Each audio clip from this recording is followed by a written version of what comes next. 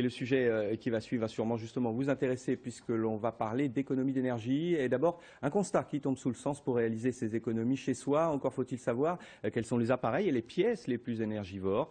C'est à partir de cette remarque d'usager que les ingénieurs du Centre scientifique et technique de Sophie Antipolis ont mis au point une interface web personnalisable. Elle permet notamment de suivre au jour le jour sa consommation, mais aussi d'activer ou de baisser l'intensité d'un appareil. Hélène Maman, Éric Jacquet. Bienvenue chez les Rabourdins. Il est 17 h. Cette famille de 3 personnes a mis en marche la télévision, l'ordinateur et la machine à laver. Bientôt, le four et les plaques vitrocéramiques seront également allumés.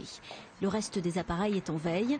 Un foyer classique qui voudrait bien faire des économies d'énergie. Tu serais prêt à faire des concessions sur quoi?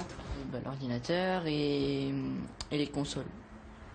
En fait, je serais à peu près capable de faire un peu de tout, mais il faudrait que je trouve des choses pour les remplacer. Je suis un utilisateur lambda et je cherche à faire des économies, mais je suis pas spécialement écolo. Bruno Rabourdin a participé ces dernières semaines à des ateliers de co-conception. Entouré d'ingénieurs du Centre scientifique et technique du bâtiment de Sophie Antipolis, des familles ont fait part de leurs questions et de leurs besoins en matière de consommation d'énergie.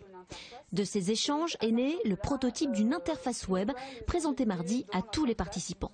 Sur cette page notamment, la consommation détaillée d'un logement, pièce par pièce et au jour le jour.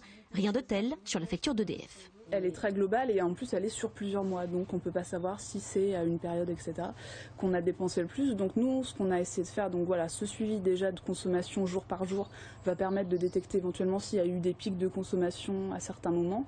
Et puis on a mis en place tout un système d'alerte pour prévenir l'occupant si jamais il y a des équipements qui surconsomment parce qu'ils sont trop vieux ou mal utilisés, s'il y a des fuites d'eau, etc.